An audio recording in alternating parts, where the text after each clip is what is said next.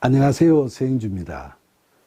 오늘은 예수님께서 오라고 하시는 말씀을 쫓아 물 위로 걸어오다가 파도에 놀라 물에 빠져버리는 베드로를 보면서 오늘을 살아가는 우리들의 믿음의 크기에 대해 묵상해 보고자 합니다. 어느 날 예수님의 말씀을 들으려고 들판에 5천여 명의 사람들이 큰 무리를 지어 모여 있었는데 저녁이 되어 먹을 것이 미리 준비되어 있지 못한 상황에서 예수님께서는 한 아이가 갖고 있던 떡 5개와 물고기 2마리로 수많은 떡과 물고기를 만드셔서 그 많은 이들을 모두 배불리 먹게 하시고도 남은 음식이 12바구니에 가득 차는 오병이어의 기적을 베푸셨죠. 그 무리들을 다 배불리 먹게 하신 후 예수님께서는 제자들에게 내가 이 사람들을 돌려보내는 동안 너희들은 배를 타고 바다 건너편으로 먼저 가 있으라고 분부하셨죠. 그래서 제자들을 실은 배가 먼저 떠나 육지에서 몇 킬로미터를 나아갔는데 바람이 세게 불어서 물결이 거세지자 배가 흔들려서 심하게 고생하고 있었죠. 그러던 중에 예수님께서 밤 사경에 심한 풍랑이 내몰아치는 그 바다 위를 걸어서 제자들이 타고 있는 배 쪽으로 다가오셨습니다. 그런데 제자들은 캄캄한 밤중에 거센 파도가 휘몰아치는 바다 위로 걸어오시는 예수님을 보자 유령이 나타났다고 소리를 지르고 무서워하며 벌벌 떨고 있었죠. 그 와중에 예수님께서는 안심하라, 나다. 두려워하지 말라고 제자들을 진정시키셨습니다. 그러자 베드로가 주여, 만일 주님이시거든 나를 명하사 물 위로 오라 하소서 하고 외쳤고 예수님께서는 오라고 명하셨죠. 이 말씀을 듣고 베드로가 배에서 내려 물 위를 걸어서 예수님께로 다가갑니다. 정말 놀라운 일이 벌어진 거죠. 그러나 곧이어 바람이 거세게 몰아치자 베드로는 무서워하면서 파도에 휩쓸려 물속으로 빠져들어가게 되어버렸죠. 그 순간 그는 주여 나를 구원하소서 하고 소리를 질렀고 예수님께서는 즉시 손을 내밀어 그를 붙잡으시며 믿음이 작은 자여 왜 나를 의심하느냐라고 하시면서 함께 배에 오르셨죠. 그러면서 바람이 그쳤습니다. 그러자 거센 풍랑 속에서 혼비백산했다가 정신을 차린 다른 제자들도 주님은 진실로 하나님의 아들이십니다 라고 찬양하며 예수님께 엎드려 절했죠. 오늘은 마태복음에 있는 이 이야기에서 믿음이 작은 자, 나를 의심하는 자라고 예수님으로부터 지적을 받은 제자 베드로의 모습을 통해서 오늘날 우리의 신앙적 모습을 한번 살펴보기로 하겠습니다. 예수님께서는 마태복음 5장 8절에서 마음이 청결한 자는 복이 있나니 그들이 하나님을 볼 것이며 라고 말씀하셨습니다. 마음이 청결하다는 것은 마음이 순수하고 청렴결백하다는 그런 뜻이 아니라 두 마음으로 하나님과 만몬, 하나님과 세상 것, 이 둘을 다 섬기지 않고 오로지 하나님만 바라보고 그 뜻에 따라 살아가는 것을 의미하죠. 그런데 현실적으로는 우리가 마음이 청결한 자가 되기가 상당히 어렵습니다. 왜냐하면 우리가 살아가는 현실에서는 세상적 지식이나 지혜가 하나님의 말씀보다 더 설득력 있게 들리기 쉽기 때문이죠.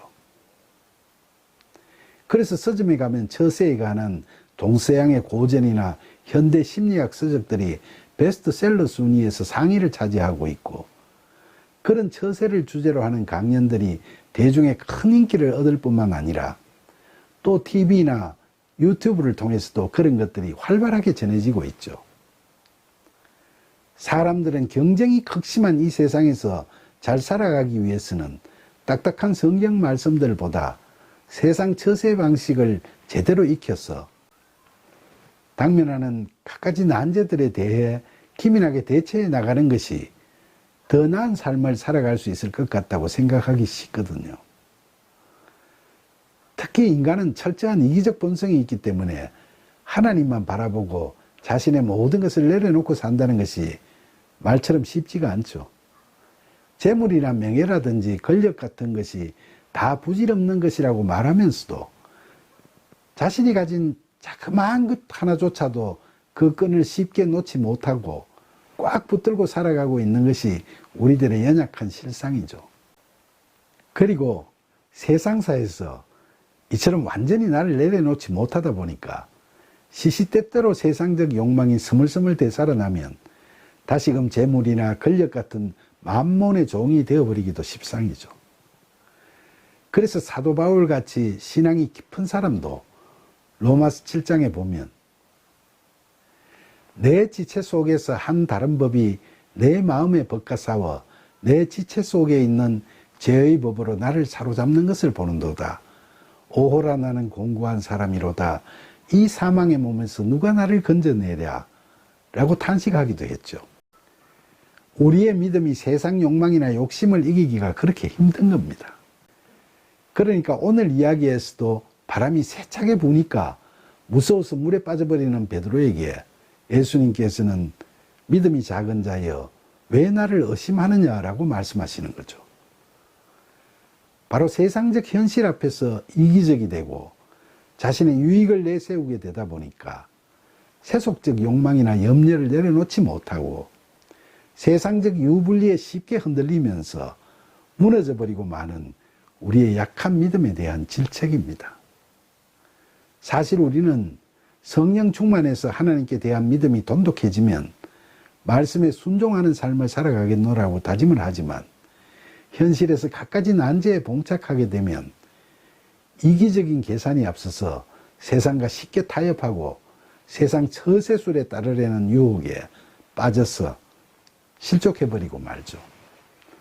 그런데 문제는 자기 깨와 힘으로 약삭빠르게 난간을 헤쳐나가려고 대응하는 그런 행태가 어려움을 해결해 주는 게 아니라 오히려 그 어려움 속에 빠져서 허우적대며 헤어나지 못하게 된다는 데 있습니다.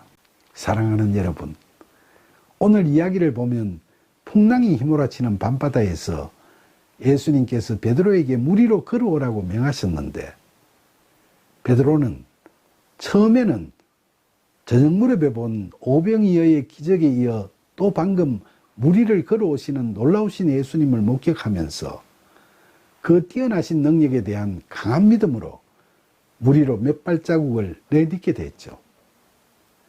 하지만 바람이 불자 그는 예수님께서 물 위로 걸어오라는 말씀은 전혀 생각나지 않고 바람으로 거세진 파도에 눈을 돌리는 순간 휘몰아치는 바람이 주는 두려움에 떨며 그만 덮치는 파도에 휩쓸려 물속으로 빠져들어가 버리고 말았던 거죠.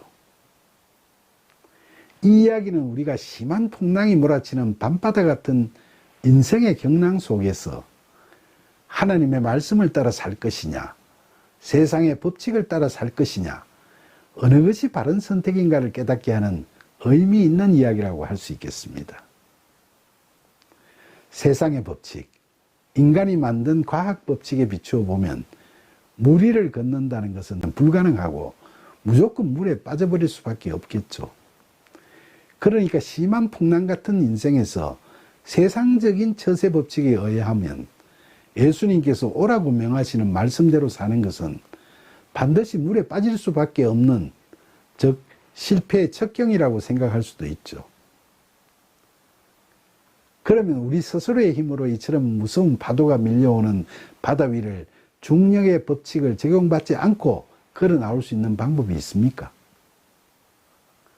내 나름대로 어떻게 할 수 없을까? 아무리 궁리해봤자 소용없는 일이죠. 예수님의 말씀을 믿고 순종하면서 파도 위로 걸어오지 못하면 물에 빠지지 않을 딴 방도는 없습니다. 파도가 휘몰아치는 상황을 보면서 아이고 빠지겠구나 하는 자기 판단이 들어가는 순간 물에 빠져버리고 마는 겁니다.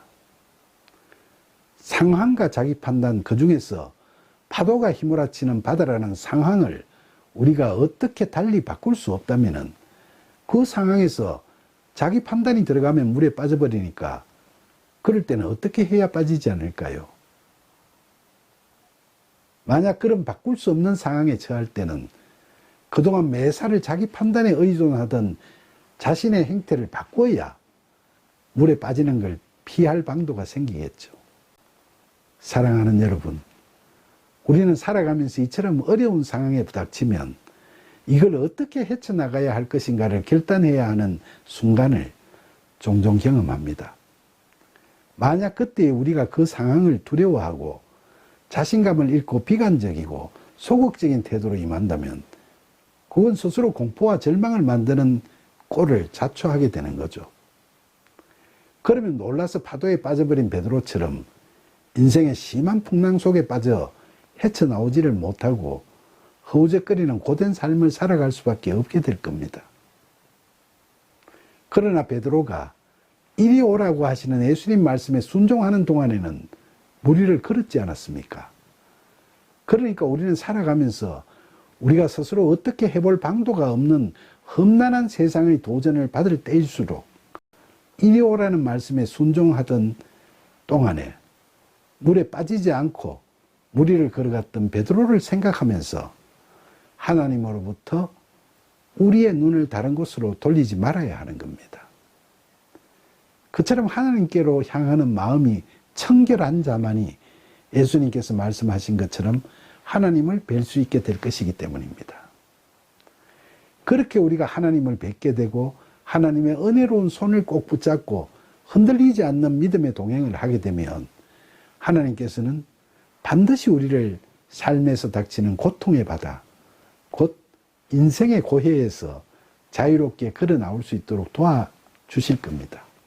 이처럼 언제 어느 때나 어느 곳에서라도 늘 하나님을 향하고 하나님만 바라보는 반석 같은 믿음으로 이리 오라는 말씀에 순종하고 따르며 길이요 진리요 생명이신 예수 그리스도 안에서 하나님과 함께하는 저와 여러분이 되기를 간절히 기원하면서 늘 우리로 하여금 세상을 이기도록 하시는 은혜 속에서 자유롭게 살아갈 수 있도록 도우시는 예수님의 이름으로 기도드립니다.